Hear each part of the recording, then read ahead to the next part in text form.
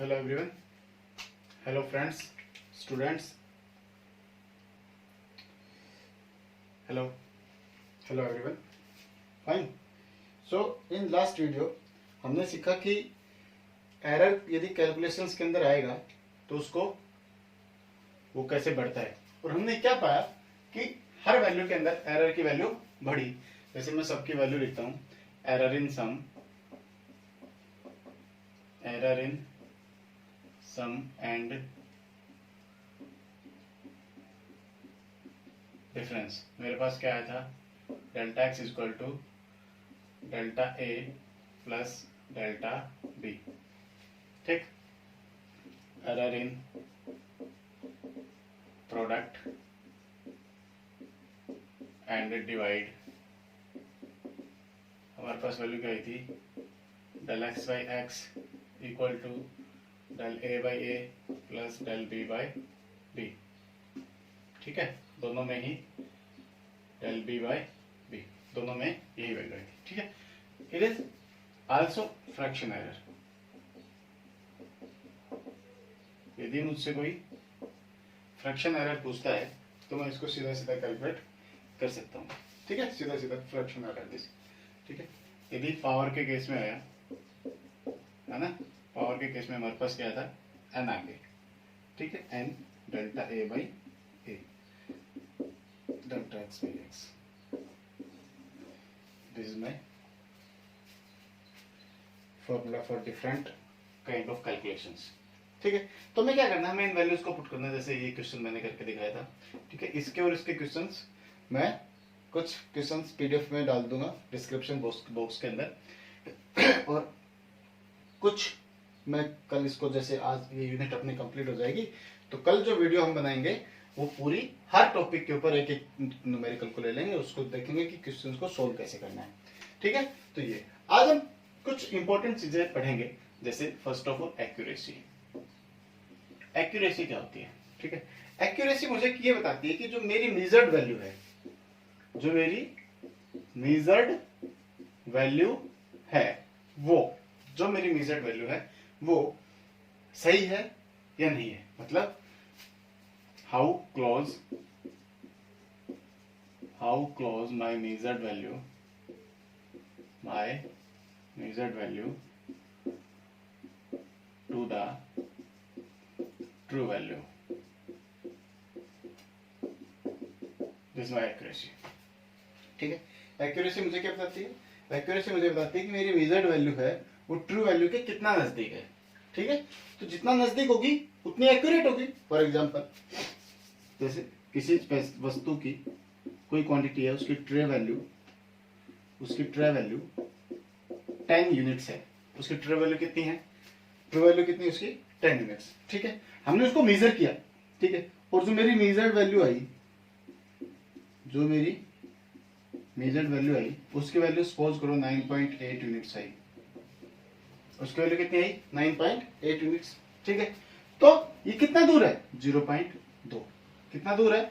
0.2। यदि इसके अंदर 0.2 ऐड कर दिया जाए तो ये क्या हो जाएगी? बिल्कुल एक्यूरेट। तो कितना क्लोज है? 0.2 क्लोज है। यदि यही मेरी वैल्यू 10.2 यूनिट्स हो, कितनी हो? मेरी मेजर्ड वैल्यू कितनी है? 10.2 यूनिट्स। तो भी ये कितना क्लोज है? 0.2 क्लोज है। देखो 9.8 पे भी और 10.2 पे भी। ठीक है, तो एक्यूरेसी क्या है? डिफरेंस। एक्यूरेसी एक प्रकार से क्या है? डिफरेंस है। Difference between true value and measure value. जो मेरा क्या होता है? एरर। जो मेरा क्या होता है? एरर होता है। ठीक है, जो मेरा एरर है वो मेरा डिफरेंस है, जो मेरा डिफरेंस है वो मेरा एक्यूरेसी है। ठीक है, तो एक्यूरेसी की डेफिनेशन क्या हुई? Accuracy tells about the closeness of measured value to the true value या एक्यूरेट वैल्यू। क्लियर है? यदि ये वैल्यू 9.9 हो तो कितना क्लोज है? 0.1 क्लोज है। और यदि 10.1 है, कितना है? 10.1। तो 10.1 भी कितना क्लोज है? 0.1 क्लोज है। Got it? तो ये सब हमें पता होना चाहिए। ठीक है, तो एक्यूरेसी यस, ओके फाइन। अच्छा, अब now next important, that is the important parameter. ठीक है, और मैं कहता हूं इंपॉर्टेंट डेफिनेशन है जो लगभग हमें पता होना चाहिए, और उसके बारे में तो जो बहुत इंपॉर्टेंट है किसी वैल्यू के अंदर एक्यूरेसी लाने के लिए, वो बहुत इंपॉर्टेंट है जिसके बारे में हमें पढ़ना चाहिए।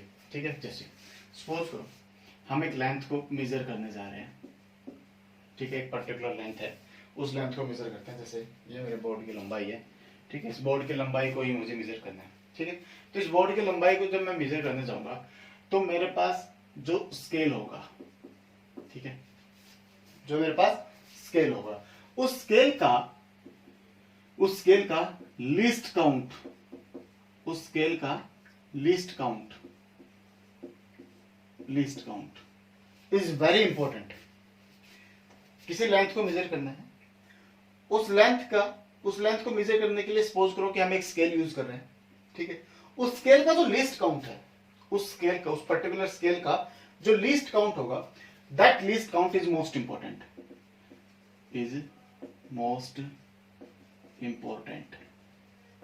ठीक है। इंपॉर्टेंट क्यों है, ठीक है। अब देखो सपोज करो कि मैं किसी दूरी की एक वैल्यू है, ठीक है, और इसको मैं मिलीमीटर के अंदर यूज कर सकता हूं, या पहले सेंटीमीटर शुरू करते हैं, किससे, सेंटीमीटर तक मेजर कर सकता हूं, उससे नीचे का कितना वैल्यू है मुझे नहीं पता चला, ठीक। तो एक वैल्यू निकल के आएगी, ठीक है, कितने वैल्यू आएगी, 10.2 मीटर्स, 10.2 मीटर सपोज कर लेते हैं, एक एग्जांपल ले, ठीक है। यदि इसी वैल्यू को मैं मिलीमीटर तक मेजर कर सकता हूं, ठीक है, तो मेरे पास वैल्यू क्या आएगी, 10.207 मीटर्स। मेरी बात समझ रहे हो ना, this is 10.2 metres, this is 10.207 metres, ठीक है।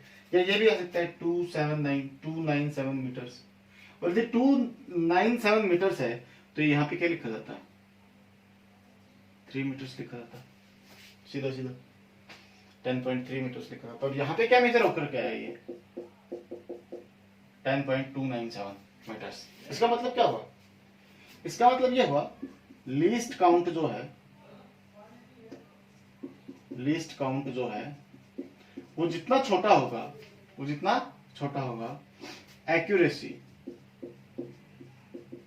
एक्यूरेसी उतनी ही ज्यादा होगी। मेरी बात समझ गए ना, ठीक है। इसी प्रकार इसमें यदि माइक्रोमीटर तक मैं मेजर कर सकता हूं, तो जो ये वैल्यू है 10⁻⁻⁶ मीटर तक आई कैन काउंट, ठीक है, and this value becomes more accurate, ठीक है। तो लीस्ट काउंट जितना छोटा होगा मेरी एक्यूरेसी उतनी ही ज्यादा होगी। तो मैं क्या लिखूंगा, लीस्ट काउंट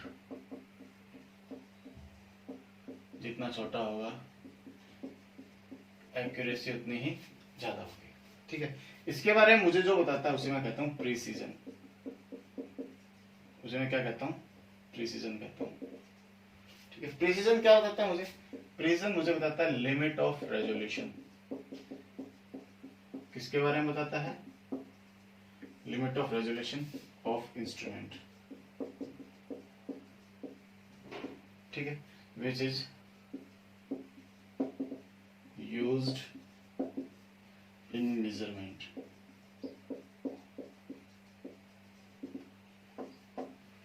ठीक है। प्रिसिजन मुझे किसके बारे में बताता है, precision tales about the limit of resolution of instrument which is used in measurement. Measurement के अंदर मैं जो इंस्ट्रूमेंट यूज कर रहा हूँ उसकी क्या लिमिट्स हैं, ठीक है, वो कहाँ तक मेजर कर सकता है, ठीक है, उसके बारे में मुझे कौन बताता है, उसके बारे में प्रिसिजन बताता है, ठीक है। प्रिसिजन जितना छोटा होगा एक्यूरेसी उतनी ही ज्यादा होगी, करेक्ट। तो लिस्ट काउंट जितना छोटा होगा एक्यूरेसी उतनी ही ज्यादा होगी, प्रिसिजन जितना ज्यादा होगा एक्यूरेसी उतनी ही ज्यादा होगी, ठीक है। क्लियर है, तो लिस्ट काउंट का कांसेप्ट समझ में आया, क्लियर, मेरी बात समझ में आई, गॉट इट, ओके। अब इसमें लास्ट अपने पास बचता है जो इंपॉर्टेंट है, सिग्निफिकेंट फिगर्स, ठीक। क्या है अपने पास, सिग्निफिकेंट फिगर्स। सिग्निफिकेंट फिगर्स क्या होते हैं,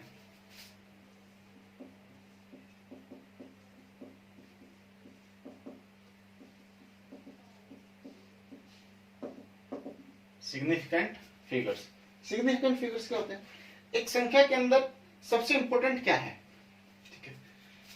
कोई भी संख्या लिखता हूं, जैसे मैंने लिखा 2070, ठीक है, क्लियर है। इसके अंदर कितने डिजिट है, देयर आर 4 फिगर्स, कितने फिगर्स हैं, 4।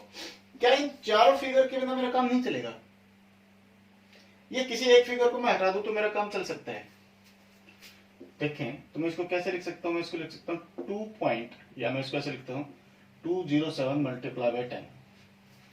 मैं इसको ऐसे लिख सकता हूँ, मैं इसको ऐसे लिख सकता हूँ 2.07 into 10 to the power 4 sorry नहीं सॉरी 3। ठीक, इसको ऐसे लिखा जा सकता है, इसको ऐसे लिखा जाता है 0.2070 multiply by 10 to the power 4।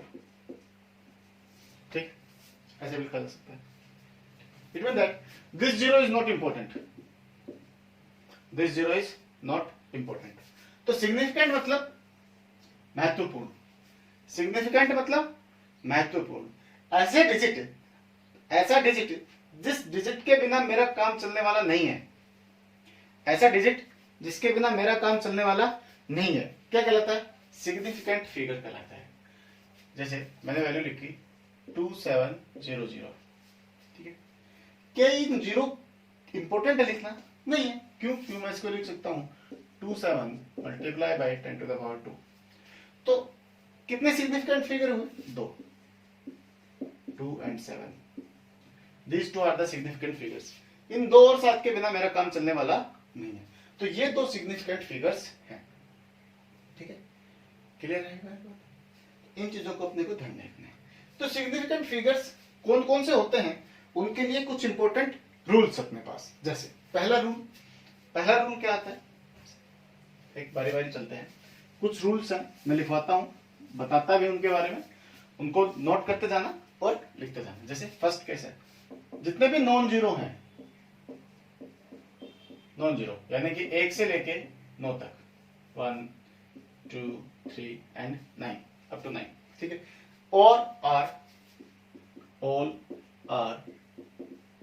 Significant, all are significant. ठीक है, नंबर 2,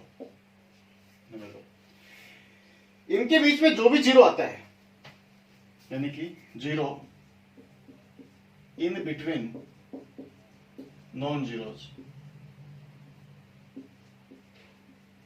आर सिग्निफिकेंट। मतलब 2 0 0 0 0 कितने जीरो हो, लेकिन लास्ट में यदि नॉन जीरो है ये, ठीक है। तो between non zeros between non zeros क्या होंगे? सिग्निफिकेंट फिगर्स होंगे। ठीक है, यानी कि ऐसा जीरो जो बीच में आ रहा है वो क्या होगा? सिग्निफिकेंट।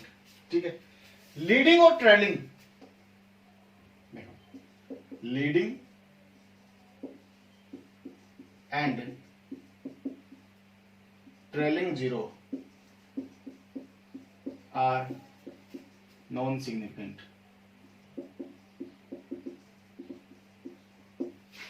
ठीक है, जैसे मैं लिखूं 0 0 2 7, ठीक है, तो ये जो 2 जीरो है ये सिग्निफिकेंट नहीं है। ठीक है, यदि मैं लिखूं 2 7 0 0, तो ये जो 2 जीरो है ये सिग्निफिकेंट नहीं। तो ऐसे जीरो जो ट्रेल कर रहे हैं, ऐसे जीरो जो लीड कर रहे हैं, ठीक है, वो सिग्निफिकेंट नहीं होते। बीच में जो जीरो आएंगे वो सिग्निफिकेंट होते हैं।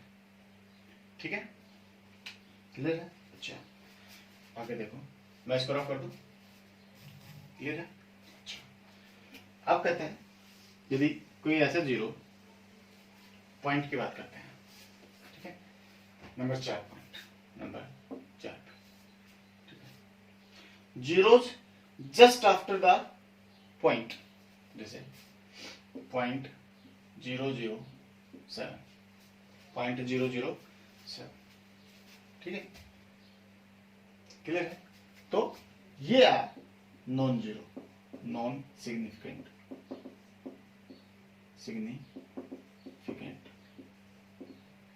ठीक है, पॉइंट 007, तो zero just after the point, ठीक है, क्या होते हैं?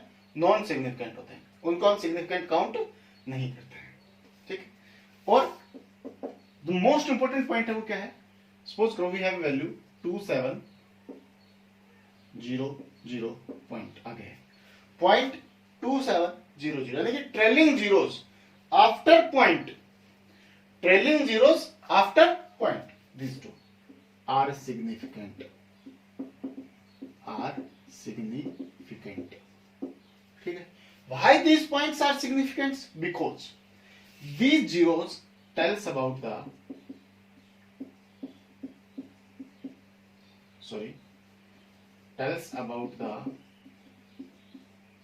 limit of resolution, मैं ये कह सकता हूं, या precision, tells about the precision, या least count, tells about the precision या least count. For example, I have a question, I have a value 5.0 and 5.00 and 5 point, बस दो होते हैं, ठीक है। Which one is most accurate? ठीक है, क्या है 5.0 में मैं पॉइंट के बाद केवल एक पॉइंट तक मेजर करने के लिए गया, इसमें मैं पॉइंट के बाद 2 पॉइंट्स तक मेजर करने के लिए गया, ठीक है। तो which one is more accurate? 5.00 is more accurate than 5.0 due to least count, ऐसा लिख सकते हो, due to least count, क्योंकि 5.00 के अंदर लीस्ट काउंट ज्यादा है, ठीक है, इसलिए 5.00 से ज्यादा एक्यूरेट है। सो these zeros are significant, ठीक है। तो मेरी बात ध्यान रखना, मतलब सिग्निफिकेंट फिगर्स में संभाव, मतलब बिल्कुल हमें ध्यान किस चीज का रखना है? जीरो का ध्यान रखना है। किसका ध्यान रखना है? जीरो का। नॉन जीरो जो संख्या है वो तो सिग्निफिकेंट है ही है, नॉन जीरो जो संख्या है वो तो सिग्निफिकेंट है ही है। यदि जीरो, मैं फिर से रिपीट करता हूं पांचों पॉइंट, यदि जीरो नॉन जीरो के बीच में आता है, तो वो सिग्निफिकेंट होगा। यदि जीरो इनके आगे आता है तो वो सिग्निफिकेंट नहीं होगा, लीड करता है। यदि जीरो ट्रेल होता है तो वो सिग्निफिकेंट नहीं होगा, ठीक है। यदि जीरो पॉइंट के जस्ट बाद जीरो आ रहा है तो वो सिग्निफिकेंट नहीं होगा।